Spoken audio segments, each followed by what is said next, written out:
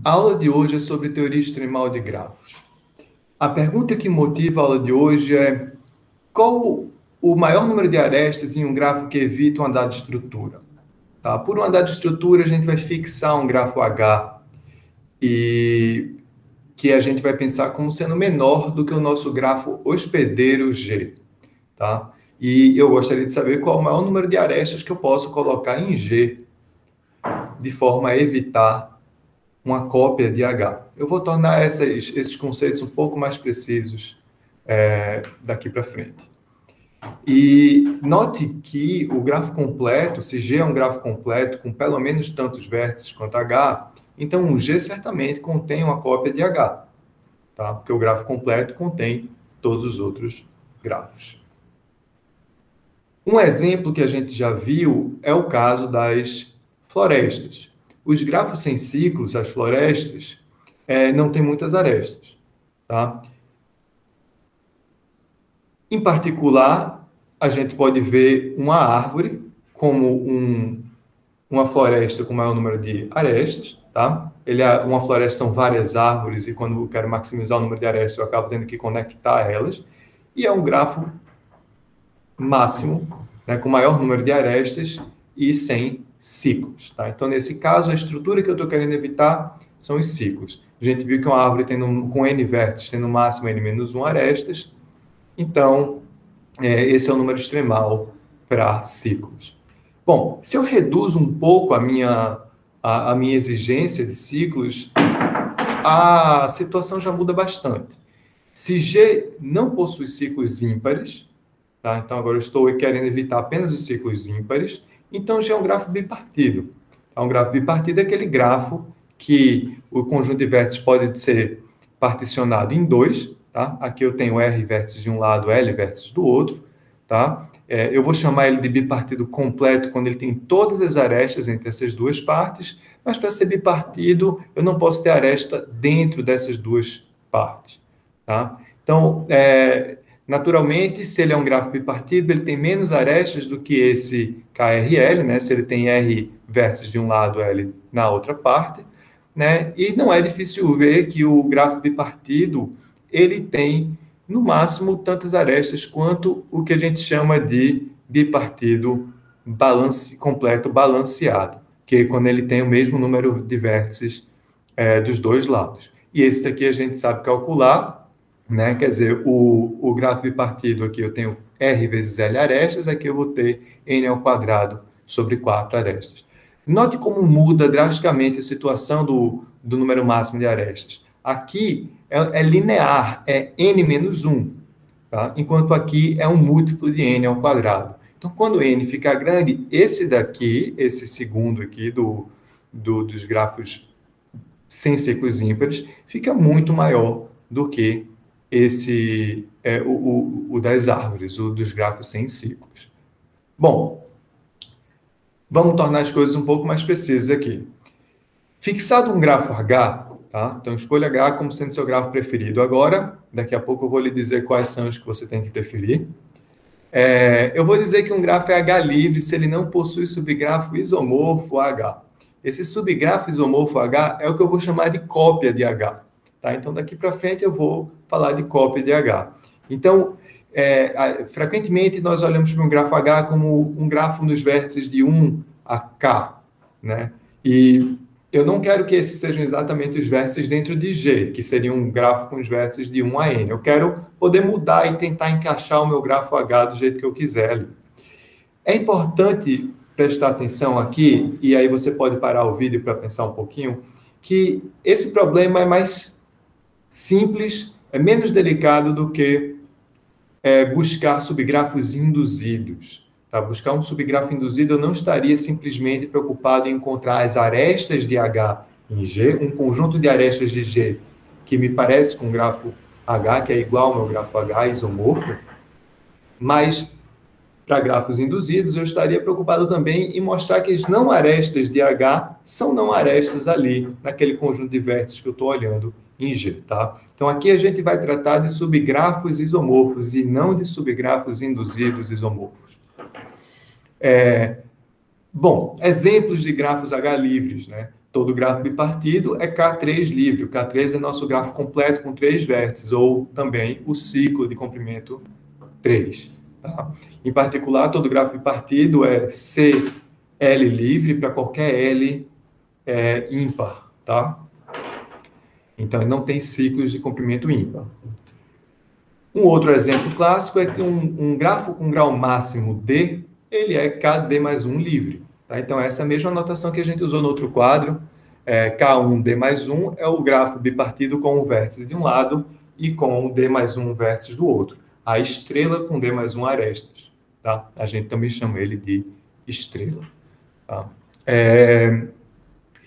E o parâmetro que nós estamos interessados aqui é chamado de número extremal de H. Então, dado um grafo H e um inteiro N, o número extremal de H é x de NH, que é o máximo do número de arestas dentre todos os grafos com N vértices, que são H livres.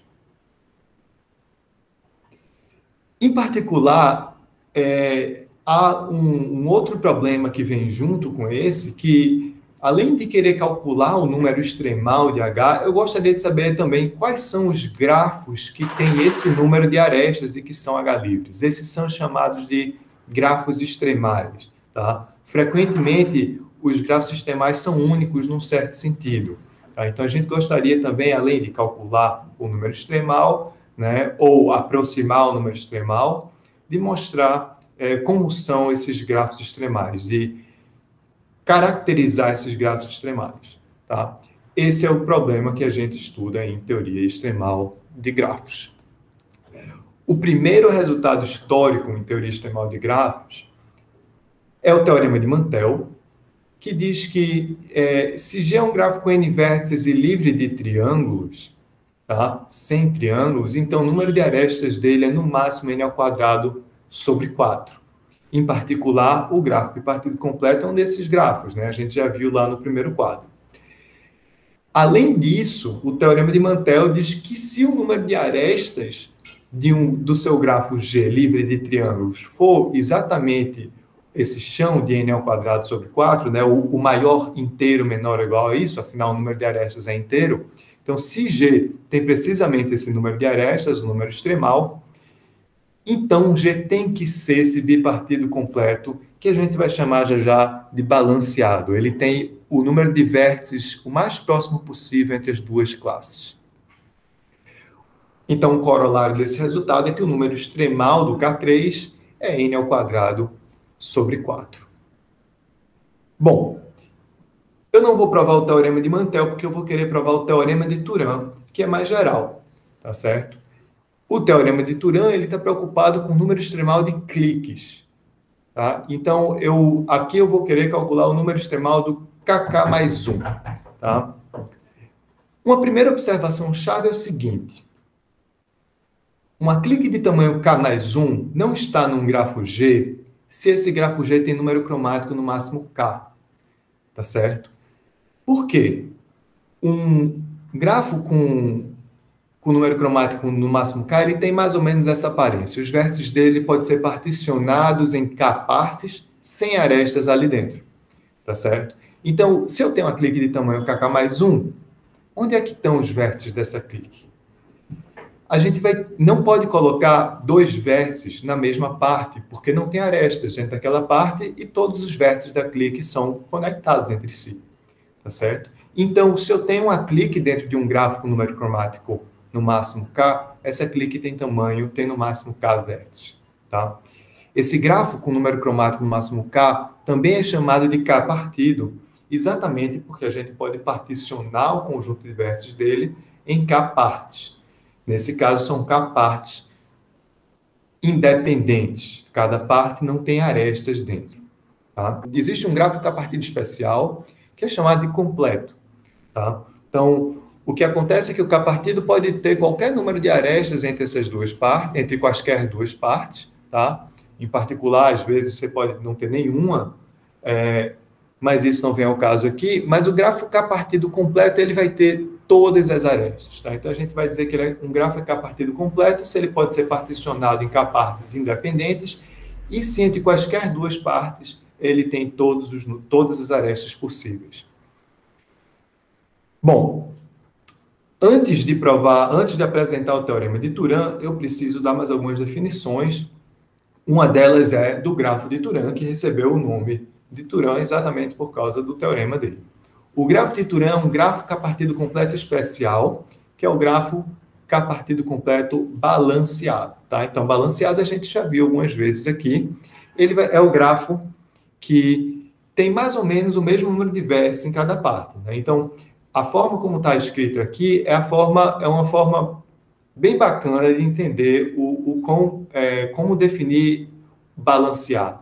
Tá? Eu gostaria que duas partes tivessem, no máximo, um vértice de diferença, né, no seu tamanho.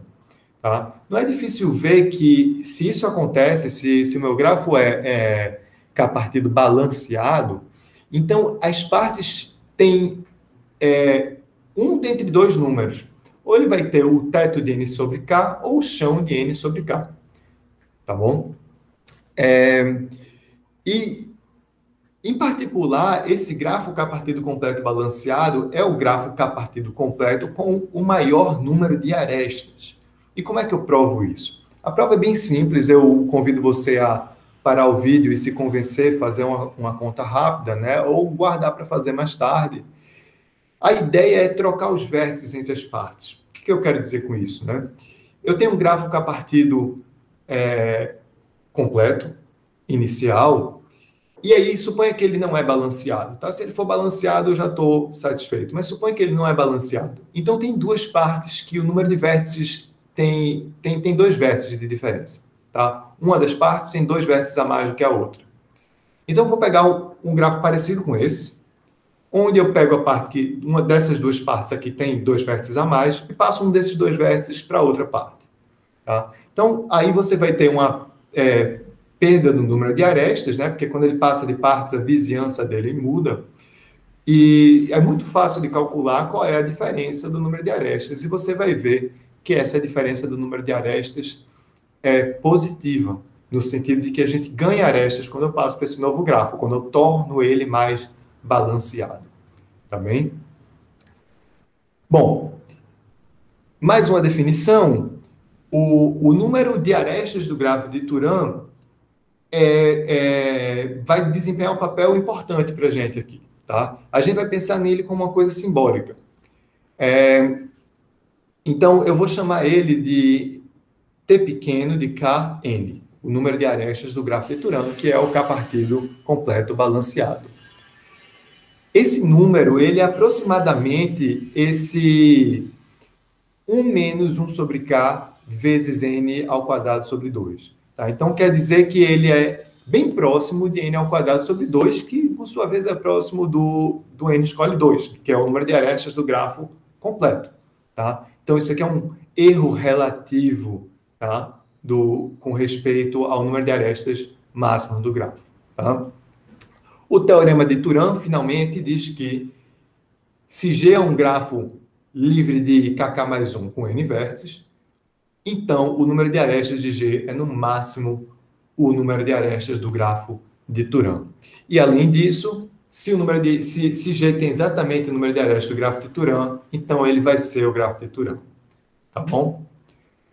Bom, para provar o teorema de Turan, eu vou, na verdade, provar um teorema de Erdős, que mostra uma coisa bem mais estrutural com respeito a esse teorema.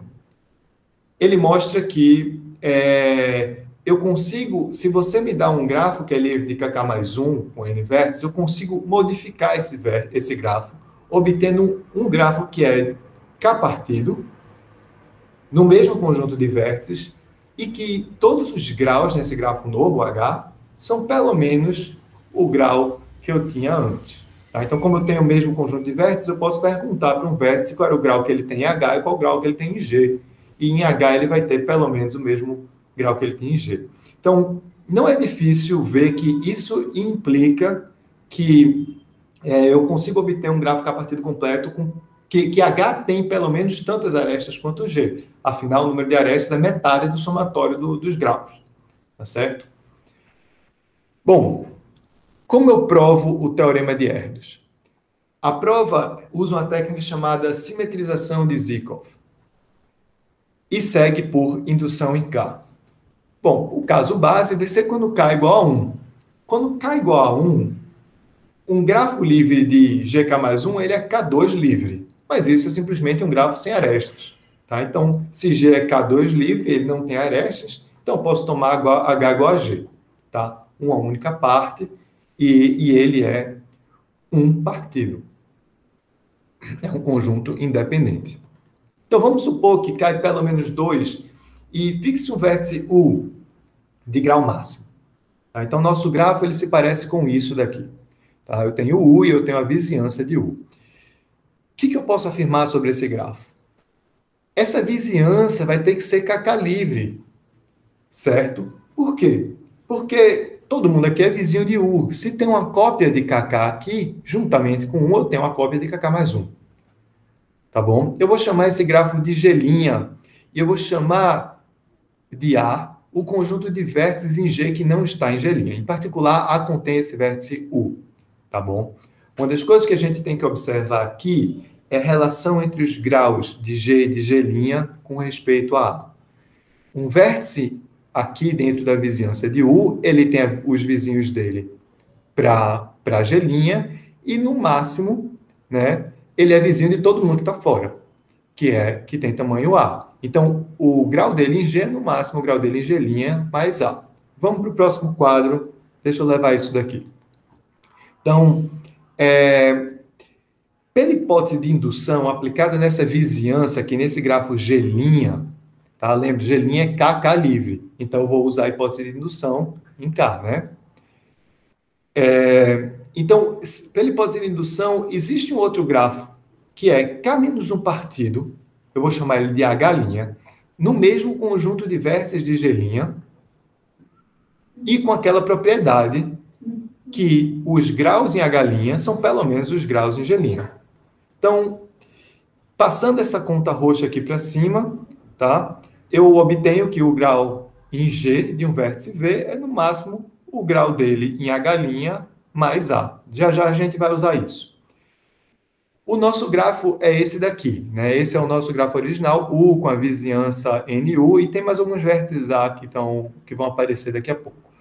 E aí, o que eu vou fazer? Eu vou construir um grafo novo, porque, afinal, no final desse passo, eu quero devolver um grafo H que seja K partido e que os graus sejam maiores ou iguais do que os graus em G. Então, o que eu vou fazer? Eu vou pegar esse grafo G' e vou substituir pelo grafo H', que estava aqui.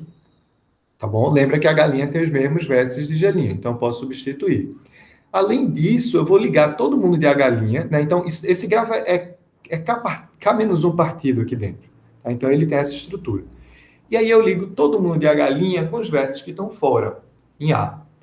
Note que A, por essa construção, né, o U ele faz parte de A, ele forma um conjunto independente. Então, dentro de H' eu tenho K menos uma parte, e o A vai ser a késima parte. Tá certo? Agora, então esse grafo é K partido, como a gente queria. Agora eu tenho que mostrar essa relação dos graus. Isso daqui sai bem facinho. Tá? A primeira observação é o seguinte: fixa um vértice em A. Certo? Um vértice que não está em H'. Esse vértice, o grau dele agora é exatamente N de U. Tá? O tamanho de N de U, que por acaso, não tanto por acaso, pela nossa escolha, é exatamente o grau máximo de G. Tá certo? Então, como todo vértice que estava em A tinha grau menor ou igual do que o grau máximo de G, o grau agora, nesse grafo H, que é esse grafo que eu vou devolver, pelo menos ficou a mesma coisa, tá? Todo mundo agora vai ter o grau máximo. Bom, e o que acontece com os vértices que não estão em A, os vértices em H'? Bom, um vértice que está em H', ele tem o grau dele para H', mais exatamente A, porque eu liguei ele a todo mundo de A, então é exatamente essa conta de roxo que eu tenho aqui em cima, e que eu provei que é maior do que o grau dele em V, já. E isso conclui o teorema de Turan no que diz respeito ao número extremal do KK mais 1. Tá? É possível modificar essa prova para caracterizar o grafo extremal, tá? Mostrar que o único grafo extremal é, de fato, o grafo de Turan. E isso fica como exercício para casa, tá bom? Bom, o próximo ponto da aula é falar sobre números extremais de grafos bipartidos, tá? Por quê? O que acontece aqui? A pergunta básica dessa segunda parte da aula é: para quais grafos H que existe uma constante C, que depende de H, tal que o número extremal de H seja pelo menos essa constante vezes n ao quadrado, ou seja, que seja quadrático. A gente viu que isso acontece para as cliques, né? Toda clique tem um número extremal quadrático. Então, a gente gostaria agora de saber quais são todos os grafos que têm número extremal quadrático, tá? Mas acontece uma coisa um pouco mais geral. Se o grafo tem número cromático, meu grafo H tem número cromático pelo menos 3, então ele tem um ciclo ímpar. Tá bom? E se ele tem um ciclo ímpar, então o grafo bipartido completo balanceado é livre de H, porque o grafo bipartido completo balanceado não tem ciclo ímpar. Certo? Então, com isso eu concluo que o número extremal de H é pelo menos n ao quadrado sobre 4. Tá? Então, é quadrático. Então, disso eu consigo concluir que todo grafo com o número cromático pelo menos 3 tem número extremal quadrático. Ok, então eu tenho que trabalhar com os grafos com um número cromático no máximo 2, que são os grafos bipartidos. E o primeiro caso, ou o nosso caso inicial, é o caso do ciclo de comprimento 4, tá? Então, a gente vai ver agora um teorema de Erdős, que diz que o número extremal do ciclo de comprimento 4 é n elevado a 3 meios, tá? É no máximo n elevado a 3 meios. Esse ciclo de comprimento 4 é o ciclo com 4 vértices. Legal. Como é que eu provo esse teorema? Note que n elevado a 3 meios é bem menor do que n ao quadrado, né? Do que qualquer constante vezes n ao quadrado, quando n é grande o suficiente. Tá bom? Bom, a ideia da prova do teorema de Erdős é contar cerejas. Uma cereja é um grafo como esse que aparece aqui. Mas, bom, não posso definir com desenho, né? Uma cereja vai ser um caminho de comprimento 2, tá? A ordem desses vértices importa. Então, eu tenho U, V e W. Esse U eu vou chamar de centro da cereja. E como é que eu conto cereja? Bem, toda cereja tem um centro, tá? Então, eu posso passar por todos os vértices do grafo e perguntar quantas cerejas estão centradas nesse vértice, tá? Mas como é que eu conto o número de cerejas centradas em um vértice primeiro? Então, dado um vértice V, eu posso escolher quaisquer duas arestas e isso define uma cereja centrada naquele vértice, tá? Então, em cada vértice V, eu tenho D de V escolhe duas cerejas centradas em V. E como cada cereja tem apenas um centro, eu posso somar sobre todos os vértices do grafo e eu vou obter o número de cerejas desse grafo, tá bom? Então, G possui precisamente esse número de cerejas, o somatório. Mas como é que eu saio desse somatório? A ideia aqui é usar que x escolhe 2 é uma função convexa, tá? Isso implica que esse somatório ele é minimizado quando os graus são iguais. Tá? E para os graus serem iguais, é quando todo mundo tem o grau médio, tá? Que é duas vezes o número de arestas de G sobre N. Tá? E aí, rapidamente, esse somatório vira N vezes 2 vezes o número de arestas sobre N escolhe 2, e isso daqui, com alguma manipulação algébrica, vira o número de arestas ao quadrado sobre N. Bom, agora eu preciso dar um limitante superior, tá? Eu acabei de dar um limitante inferior para o número de cerejas. Eu mostrei que o grafo G tem um número mínimo de cerejas, Tá? E agora eu vou dar um limitante superior para o número de cerejas. Tá? Para isso, eu vou chamar esses outros dois vértices que estão vermelhos da cereja de folhas da cereja. Tá? Então, o conjunto que contém o IW é o conjunto das folhas da cereja. Mas note que, se um grafo é livre de C4, então cada par UV é o conjunto de folhas de uma única cereja. Para o vídeo aqui e pensa um pouquinho. O que acontece é que se um par de vértices é o conjunto de folhas de duas cerejas, digamos uma centrada em V e outra centrada em V', então isso define um C4, tá certo? Isso implica que o número de cerejas de G é no máximo n escolhe 2, porque eu tenho no máximo n escolhe 2 pares de vértices para serem as folhas de cada cereja. Tá? Então, juntando as duas equações, que eu tenho que o número de cerejas é pelo menos o número de arestas ao quadrado sobre n, eu obtenho essa equação daqui, e resolvendo essa equação para o número de arestas, eu obtenho que o número de arestas é, no máximo, um múltiplo de n elevado a 3 meios. E isso acaba a prova do teorema de Erdős. Ok, então, Erdős provou que o número extremal de C4 é, no máximo, n elevado a 3 meios sobre 2. Como é que a gente pode generalizar isso? Tá? Então, bom, o C4 é o grafo bipartido completo, com dois vértices em cada parte. Então, é natural que a gente se pergunte qual é, então, o número extremal do grafo bipartido completo. Tá?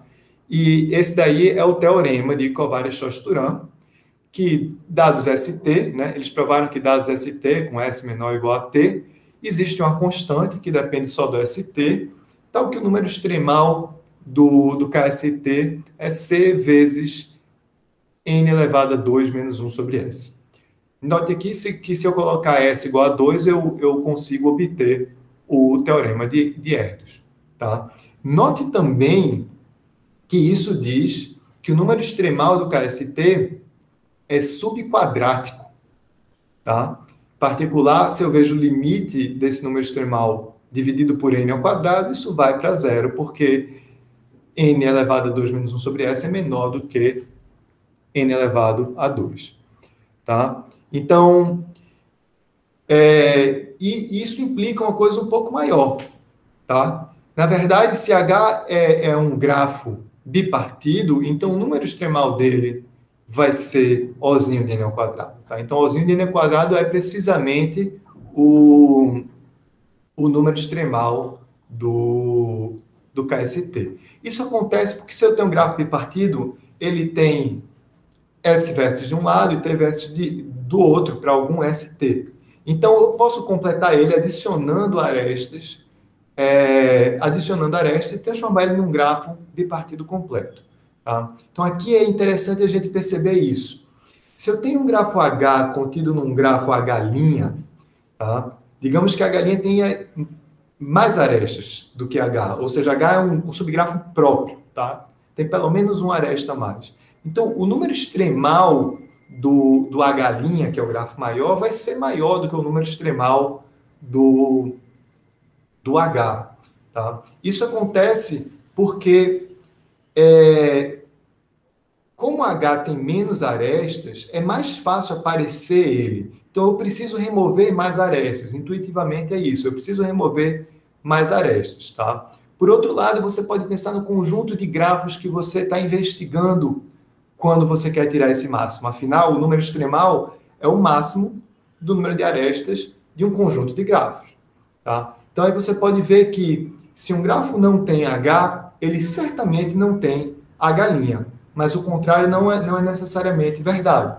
Tá? Se o grafo não tem H', ele pode ter H. Então, o conjunto dos grafos H livres está contido no conjunto de grafos H' livres.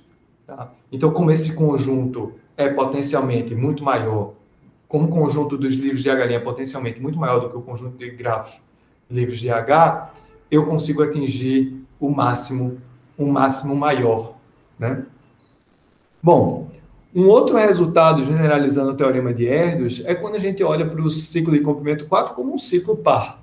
Tá? E esse é o teorema de Bond-Simonovitz, tá? Que diz que, fixado um K, o número extremal do C2K, o ciclo de comprimento 2K, o ciclo par, é uma constante vezes 1 mais 1 sobre K. Quando a gente for estudar grafos aleatórios, tá, a gente vai encontrar uma construção que vai obter um grafo exatamente com essa propriedade, com esse número de arestas, tá? Mostrando que o número extremal é aproximadamente esse n elevado a 1 mais 1 sobre k. Isso implica, tá? Olhando em... A gente mostrou que o número extremal de grafos bipartidos são subquadráticos. Isso vai mostrar que o número extremal dos ciclos pares é superlinear, tá? Então, é maior do que linear, é maior do que c vezes n elevado a 1, né, para qualquer constante, né, dado n suficientemente grande. E isso implica o seguinte, tá? Usando essa mesma ideia de um grafo estar contido em outro. Qualquer grafo que contenha um ciclo par, ele vai ter número extremal potencialmente maior, né? Vai ser pelo menos o número extremal do ciclo par que ele contém, tá? E aí vai mostrar que qualquer grafo que contém um ciclo par tem número extremal superlinear, é maior do que c vezes n para qualquer c. E isso agora junta várias coisas, porque a gente já sabe o que acontece se o grafo tem ciclo ímpar, porque o número extremal dele vai ser quadrático, porque ele não está contido no grafo bipartido completo, que tem um número quadrático de arestas, e se ele tem um ciclo par, o número extremal dele vai ser superlinear. Tá? Isso motiva a gente para a última parte da aula da gente, que é o número extremal de árvores, porque a gente já sabe o que acontece com grafos que contêm qualquer tipo de ciclo, ímpar ou par. Tá? Bom, então, quais são os grafos, né? A última pergunta da gente é quais são os grafos H que têm número extremal linear, tá bom? E a gente vai ver que todas as árvores possuem número extremal linear, tá? De fato, linear. Em particular, toda árvore T, o número extremal é no máximo, um T com K mais 1 vértices, o número extremal é no máximo K mais 1 vezes N. Então, daqui para o restante da aula, vamos sempre pensar que a nossa árvore tem K mais 1 vértices, que implica que ela tem K arestas, tá certo? Então, isso fecha as janelas dos números extremais. A gente tem aqui os números extremais de grafos com o número cromático pelo menos 3 é quadrático, os com número cromático 2 é subquadrático, e tem essa divisão agora nas árvores, que são os grafos que não têm ciclos. Tá bom? Os grafos que não têm ciclos vão ter número cromático linear. Bom, para provar esse teorema, eu vou precisar provar dois lemas que são de interesse independente, e não só aqui para esse teorema. Tá? O primeiro é o seguinte, se eu tenho, fixe a nossa árvore T com K mais 1 vértices, e se G é um grafo com um grau mínimo pelo menos K, então G contém uma cópia de T. Tá? E a prova é bem interessante. A prova é por indução em K. Normalmente, naturalmente, o nosso caso base é trivial. Tá? Se K é igual a 1, quer dizer que a nossa árvore tem 2 vértices, quer dizer que a nossa árvore tem exatamente uma aresta. E se G tem grau mínimo pelo menos 1, eu tenho uma cópia da árvore em qualquer vértice. Tá bom? Agora vamos supor que cai pelo menos 2 e seja U uma folha de T. Tá? Seja V o pai dessa folha. Tá? Então eu tenho uma única aresta incidente a U, eu estou chamando essa aresta de VU. Note que G, então, é um grafo com grau mínimo pelo menos K. Tá? Eu quero mostrar que G contém uma cópia de T. Mas se ele tem grau mínimo pelo menos K, ele tem grau mínimo pelo menos K menos 1. Então, pela hipótese de indução, existe uma cópia da árvore obtida de T quando eu removo U, tá? Que eu vou chamar de T', existe uma cópia de T' em G, porque G tem grau mínimo suficientemente alto. Então, vamos para o próximo quadro, tá? O que quer dizer ter uma cópia de G, para a gente formalizar isso? Isso quer dizer que existe uma função injetiva, que eu estou chamando de φ, que manda os vértices de T' nos vértices de G, e tal que, se eu tenho uma aresta AB em T', então essa aresta vai ser mapeada numa aresta de G. Então, aqui está o nosso grafo G, tá bom? Lembra que T' tem K vértices. T tinha K mais 1, eu removi um vértice. Então, T' tem K vértices. Então, em particular, um desses vértices aqui é que eu marquei T', os vértices de T' em G, eu marquei com essa mancha vermelha. Em particular, um desses vértices tem que ser a imagem do pai de U, que eu chamei de V, tá? Então, é a imagem de V. Aí, veja só, T' tem K vértices, né? V é um deles, então tem K menos 1 vértices diferente de V, tá? Então, no máximo, V assim, no pior caso do que vem a seguir, o V é vizinho em G de todos esses outros vértices de T', tá bom? E aí o que acontece? Ele tem no máximo K menos 1 arestas, que são, de uma certa forma, perdidas aqui dentro, porque eu não posso usar para estender a minha árvore. Mas a condição da gente é que todo vértice em G tem grau pelo menos K. Então, certamente, tem um vizinho de V que está fora de T', tá bom? Então, se tem um vizinho de V que está fora de T', eu posso usar ele para ser a imagem de U. E isso acaba a minha prova, tá? Isso prova o nosso lema, que se G tem grau mínimo pelo menos K, então ele contém qualquer árvore com K mais 1 vértice. Bom, eu preciso de um outro lema, como eu falei para vocês, que é um lema que encontra subgrafos com grau mínimo adequado. Tá? E ele vai dizer precisamente isso. Todo grafo G contém um subgrafo H cujo grau mínimo é maior do que metade do grau médio. Tá? Então, pensa de novo sobre o que é o grau médio de um grafo, né? O grau médio é a somatória dos graus dividido por n. E o somatório dos graus é 2 vezes o número de arestas. Tá? Então, aqui, como esse 2 não aparece, é porque é metade do grau médio. E a prova desse resultado é bem simples. A ideia é remover vértices de grau mínimo. Te dá um algoritmo para isso. Tá? Então, eu começo com o meu grafo G, removo um vértice de grau mínimo. Será que ele tem a propriedade que eu quero? Que é aquela do grau mínimo desse grafo obtido ser maior do que metade do grau médio? Tá? Se tem, ótimo, esse é o gráfico que eu quero. Se não tem, eu pego um vértice de grau mínimo. Bom, então, isso vai me dar uma sequência de grafos, G0, G1 até Gm, tá? Onde o G0 é o grafo inicial e o Gm eu vou dizer que é o grafo final, que é o grafo H que eu vou devolver, que o meu algoritmo vai devolver. Tá? E o Gi mais 1, né, o próximo grafo dessa sequência, é obtido de Gi pela remoção de um vértice Vi que tem grau menor ou igual do que o grau que eu quero ali, que é metade do grau médio. Então, fixo esse metade do grau médio e eu vou avaliando. Né? Enquanto eu tenho um vértice que tem grau menor ou igual a isso, eu jogo ele fora. Tá? Então, certamente, no final, eu vou ter um grafo que tem o grau mínimo maior do que o metade do grau médio. Mas o que pode acontecer é que esse grafo é vazio, tá? Que eu removi todos os vértices. Isso vai acontecer quando esse M é exatamente o número de vértices do grafo, tá certo?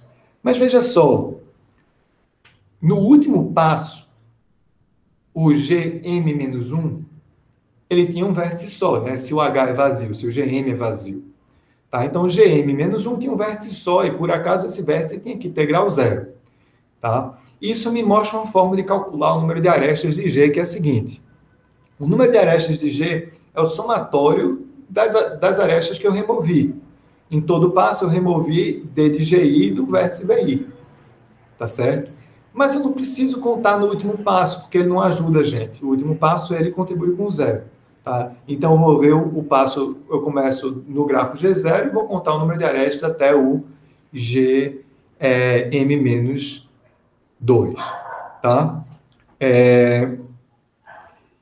Porque o VM-1 tem grau zero no grafo GM-1. Agora, a minha condição para remover, nessa condição que eu manchei de azul aqui, a condição para remover é que esse grau fosse menor do que metade do grau médio, menor ou igual, tá? Então, eu substituo aqui, e como esse meu somatório faz m-1 passos, né, que é o número de vértices menos 1, eu obtenho essa equação aqui. Só que aqui eu estou multiplicando por... o que acontece com essa equação é que como eu dei n-1 passos, tá? Ou v de g-1 passos, e o grau esperado era dividido por v, isso daqui vai ser estritamente menor do que o número de arestas, tá bom? E aí isso é claramente uma contradição, porque o número de arestas não pode ser estritamente menor ao número de arestas, tá? Então, o que eu supus aqui por contradição era que o H fosse vazio. Então, o H não vai ser vazio, quer dizer que eu acabei num grafo no qual o grau mínimo era estritamente maior do que metade do grau médio. Então, vamos lá. O teorema que eu quero provar é que o número extremal dessa árvore, de qualquer árvore, é menor ou igual do que K-1 N. Tá? E aqui estão os dois lemas que eu provei. O primeiro é que se eu tenho grau mínimo pelo menos K, então eu encontro a minha árvore. E o segundo é que todo grafo possui o subgrafo com grau mínimo suficientemente alto. Então vamos ver como é a prova do teorema, tá? Supõe que eu tenho um grafo G que tem mais arestas do que aquele número extremal que eu defini ali. O número de arestas é estritamente maior do que K-1 vezes N. Então, pelo segundo lema, o do subgrafo com grau mínimo suficientemente alto ao grau mínimo adequado, existe um subgrafo H de G com grau mínimo estritamente maior do que o número de arestas de G sobre V de G, e se eu substituo o número de arestas que eu escolhi aqui em cima, né, que é estritamente maior do que K-1 sobre N, isso vai me dar estritamente maior do que K-1. Mas veja só, o grau mínimo é um número inteiro, então se ele é estritamente maior do que K-1, ele é maior ou igual do que K. E aí, usando o primeiro lema, eu tenho uma cópia de T em G, tá certo? Isso conclui a prova do nosso teorema. Então, agora a gente fecha mais um ponto, a gente sabe que toda árvore tem número extremal linear, tá certo? Bom, que a gente também diz frequentemente que é Osão de N, tá bom? Existe uma constante que o número extremal é menor do que essa constante vezes N, e a gente mostrou que essa constante é, no máximo, K-1. Mas será que esse é o melhor que a gente pode fazer? Tá? Então, pense em árvores específicas, vamos sempre pensar em árvores com K mais 1 vértices. Será que esse é o melhor que a gente consegue fazer? Acho que o exemplo mais simples de árvore já mostra que esse não é o melhor que a gente pode fazer. Suponha que T seja uma estrela, tá? Então, a estrela com K mais 1 vértice, ela tem o centro e K folhas, tá bom? E todo grafo que é T livre, esse foi um comentário que a gente fez bem no comecinho da aula, ele vai ter grau máximo, no máximo, K-1, tá? Porque se ele tem um vértice com grau pelo menos K, ali naquele vértice eu encontro a árvore que eu estou buscando, tá bom? Mas se ele tem grau máximo, no máximo, K-1, ele tem um número de arestas que é no máximo K-1 vezes N sobre 2. Note que isso daqui é metade do número extremal de árvores que a gente provou até agora, né? Nessa parte que a gente está falando de árvores. Além disso, será que tem grafos com essa propriedade? É claro que tem. Né? Qualquer grafo K-1 regular tem essa propriedade, tem precisamente esse número de arestas e não vai ter cópia da nossa estrela. Tá certo? E se eu tenho um número de arestas maior do que isso, eu certamente tenho um vértice de grau maior ou igual a K, e eu encontro a minha estrela. Bom, tem alguma outra classe de grafos que a gente consegue fazer algo semelhante? Esse é o teorema de Erdős-Galay, que eu vou apresentar para vocês, para a gente concluir a aula, tá certo? Erdős-Galay mostrou que esse limitante da estrela também vale para caminhos. Então, aqui eu estou chamando de PK o caminho com K arestas, tá? Que é o caminho com K mais 1 vértices. Então, eu vou nomear os vértices de 0 até K. Bom, para provar o teorema de Erdős-Galay, eu preciso provar um outro resultado que me ajuda a encontrar caminhos suficientemente longos, tá? Esse resultado, ele é uma variação do teorema de Dirac, que encontra caminhos hamiltonianos, tá? Caminhos hamiltonianos são aqueles caminhos que contêm todos os vértices do grafo, e o teorema de Dirac diz que a gente encontra o caminho hamiltoniano se o grau mínimo do grafo for pelo menos n sobre 2, tá? Então, aqui a gente vai mostrar uma generalização disso, que, na verdade, eu sempre consigo encontrar um caminho com pelo menos, com comprimento pelo menos 2 vezes o grau mínimo. A não ser que o grau mínimo seja bem maior do que a metade, e aí esse caminho vai ser hamiltoniano, como diz o teorema de Dirac, tá? Então, a ideia aqui é pegar um caminho de comprimento máximo, tá? Então, suponha que o nosso comprimento máximo é L, tá? Então, os vértices vão de 0 até L. Então, aqui está o meu caminho. E uma observação chave é que os vizinhos dos vértices extremos, eles têm que estar dentro do caminho pela maximalidade do caminho, tá certo? Porque se eu tenho um fora, eu consigo aumentar o caminho e esse caminho não é máximo, tá bom? Então, esses vértices, eles estão aqui dentro. Dessa forma. O que eu vou provar agora é uma afirmação, que é que se L for estritamente menor do que 2 vezes o grau mínimo, que é o que eu queria ali, então há um ciclo no grafo usando exatamente os vértices desse caminho. Então, eu vou mudar a ordenação, usar arestas que não estão no caminho, e eu vou obter um ciclo, tá? E aí a gente vai usar isso para obter uma contradição lá no final.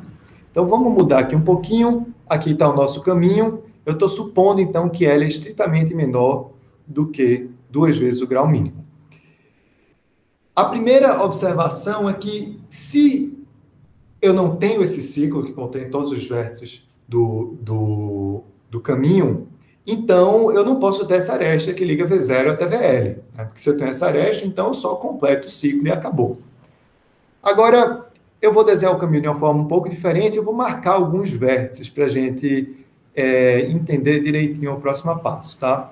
Então, se V0 é vizinho de um vértice aqui, eu vou marcar o vértice anterior a esse vizinho, tá? Estou marcando de vermelho. Então, eu suponho que V0 é vizinho de um outro vértice ali, então eu estou marcando esse outro vértice anterior ao vizinho no caminho de vermelho. Mas veja só, quantos vértices eu marquei aqui? Tá bom? Lembra que todos os vizinhos de V0 estão ali dentro. Eu estou ignorando essa aresta V0, V1, que já está no caminho, tá? Então, eu usei aqui pelo menos o grau mínimo menos 1, tá? Delta menos 1. Então, para cada aresta dessa, eu marquei um vértice. Então, eu marquei delta menos 1 vértices. Agora, como é o conjunto desses vértices marcados? Tá? Quantos vértices, qual é qual o conjunto dos vértices que podem ser marcados e qual o tamanho desse conjunto? Tá? Então, a gente marcou delta menos 1 vértices e o conjunto de vértices marcados eu posso marcar do V1 até o VL menos 2. Tá? Então, do V1 até o VL menos 2, eu tenho um conjunto de L menos 2 vértices que podem ser marcados. Agora, aplicando aqui o limitante que eu escolhi, né, eu disse que o L é estritamente menor do que 2 vezes o grau mínimo, então L menos 2 é 2 vezes menor do que... é menor do que 2 vezes o grau mínimo menos 2, tá certo? Agora, se eu pego esse L menos 2 e eu removo o conjunto de vértices que foram marcados, tá? Se eu removo, eu não preciso remover todos que foram marcados, mas eu vou remover delta menos 1, é porque eu posso ter marcado mais. Eu removo delta menos 1 dos que foram marcados, eu vou ter L menos 2 menos delta menos 1, resolvendo essa conta, e usando essa desigualdade daqui, subtraindo delta menos 1, isso vai ser estritamente menor do que delta menos 1. Aí, veja só, esse conjunto de vértices de V1 até VL menos 2 é precisamente o conjunto de candidatos a vizinho do VL, né? O VL aqui é vizinho do L menos 1, porque está no caminho, e eu vou ter pelo menos delta menos 1 vizinhos aqui dentro desse conjunto aqui, que contém os vértices marcados. Tá? Aí a minha pergunta é, será que os vizinhos de VL são marcados ou não são marcados? É mais do que isso. Será que eu consigo que VL seja vizinho apenas de vértices não marcados? E a resposta é não, porque o número de vértices não marcados é no máximo menor do que delta menos 1. E eu tenho exatamente, pelo menos delta menos 1 vizinhos de VL. Então, certamente, VL é vizinho de um vértice marcado. E agora a gente termina rapidamente o teorema. Porque VL é vizinho de um vértice marcado, eu consigo obter o ciclo C, que contém exatamente os vértices do caminho, tá? Dessa forma.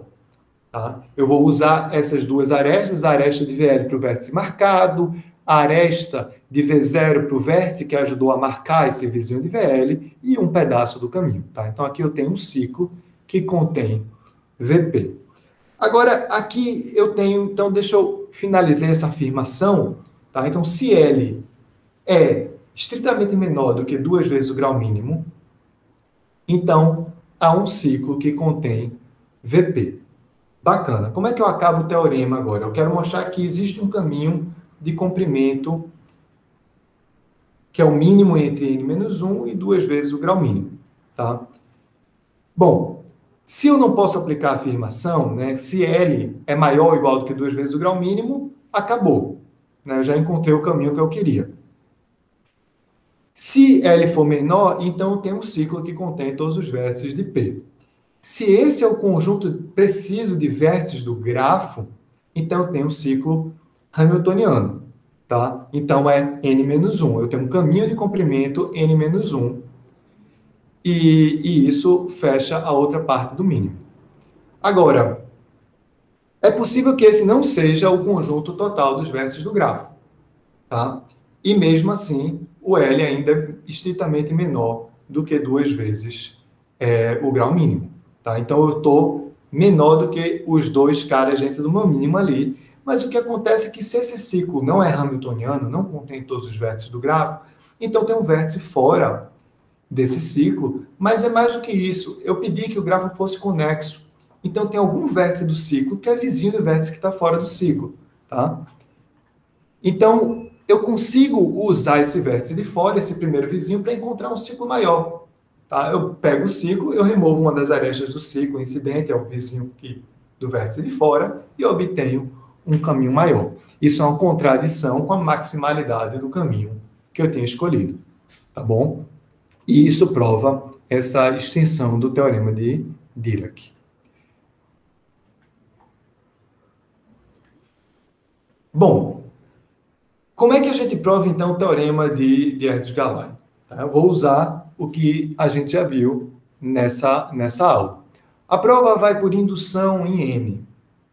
Certo? O primeiro passo é que se N é muito pequeno, se N é menor ou igual a K, então o número de arestas de G, né, primeiro que ele já é PK livre, porque ele não tem vértice suficiente. Eu quero colocar K mais um vértice. Tá? Então, eu posso pegar o grafo completo. Mas, bom, o número de arestas de G vai ser, no máximo, N escolhe 2, que é o número de vértices de arestas do grafo completo. E como N é menor ou igual a K menos 1, isso sai o limitante que eu quero. Legal. Então, vamos supor que N é maior ou igual a K mais 1, tá? O que acontece se G não for conexo? Se G não for conexo, G tem vários componentes. Só que, se G é PK livre, essas componentes têm que ser PK livres também. Então, eu vou aplicar a hipótese de indução em cada uma dessas componentes. Tá? Suponha que a componente GI tem NI vértices. Então, pela hipótese de indução, o número de arestas de GI é, no máximo, K menos 1 vezes NI sobre 2. E o número de arestas de G vai ser precisamente o somatório do número de arestas dessas componentes. Tá bem? Então, quando substituindo, eu tenho que o número de arestas de G é no máximo K-1 sobre 2 vezes o somatório dos NIs, e isso vai ser exatamente K-1 vezes N sobre 2. Tá? Então, eu posso supor que é o limitante que eu quero. Então, eu posso supor que G é conexo. Tá? Vamos ali para o outro quadro. O que acontece quando G é conexo? Eu gostaria de usar o lema que a gente provou agora, que encontra caminhos suficientemente longos. Se o grau mínimo de G é maior ou igual do que K sobre 2, então G possui um caminho de comprimento maior ou igual do que o mínimo entre 2 delta de G, que vai ser K, tá? Pela hipótese aqui do grau mínimo, e N menos 1. Agora, N é pelo menos K mais 1, então N menos 1 é pelo menos K. Então, esse mínimo é pelo menos K, tá certo? Só que um caminho de comprimento K tem K mais um vértice, é exatamente o que a gente está buscando. Então, eu posso supor que G possui um vértice com grau menor do que K do que K sobre 2. Tá? Isso quer dizer que o grau de U é, no máximo, K menos 1 sobre 2. Tá bom? E aí eu removo o U e vejo o que acontece. Bom, seja G' esse grafo obtido de G quando eu removo o U. Tá? Ele tem que ser PK livre também. Tá? Porque se ele tivesse um caminho de comprimento K, G também teria um caminho de comprimento K. Então, pela hipótese de indução, o número de arestas de G' é, no máximo, K menos 1 vezes N menos 1 sobre 2. E aí o número de arestas de G vai ser uma soma do número de arestas de G' com o número de arestas que eu removi quando eu removi U. Tá? Só que U tem um grau limitado por K menos 1 sobre 2. E aí, quando eu resolvo essa equação, eu tenho exatamente o limitante que eu estava buscando, tá certo? Esse daqui, isso conclui a prova do teorema de Hertz-Galay. Legal. Nesse último pedaço da aula, a gente viu que, no caso especial em que T é um caminho ou uma aresta com K mais um vértices, então o número extremal de T é, no máximo, K menos 1N sobre 2. Tá? Em particular, se G consiste de N sobre K cópias disjuntas de KK, do clique com K vértices, então G vai ser livre dessa árvore. Isso serve para qualquer árvore com K mais um vértice, tá certo? Porque dentro do clique, se o clique tem K vértices, eu não tenho vértices suficientes para colocar a árvore, tá bom? Em particular, esse grafo ele tem exatamente esse número de arestas do limitante que a gente encontrou para o caminho e para a árvore. E isso mostra que, no caso do caminho e da estrela, o número extremal é exatamente K menos 1N sobre 2. Tá? Legal. Será que tem mais alguma árvore que satisfaz essa condição, cujo número extremal é exatamente K menos 1N sobre 2? Essa é exatamente a conjectura de Erdős-Schuss, que conclui a aula da gente. Tá? Então, é conjecturado que para toda árvore com K mais um vértice, o número extremal da árvore não é aquele K menos 1N que a gente viu, e sim metade disso, K menos 1 sobre 2, o que tornaria esse gráfico que a gente construiu aqui em cima, com cópias disjuntas de KK, um grafo extremal com livre de T, tá certo? Então, isso conclui a aula de hoje.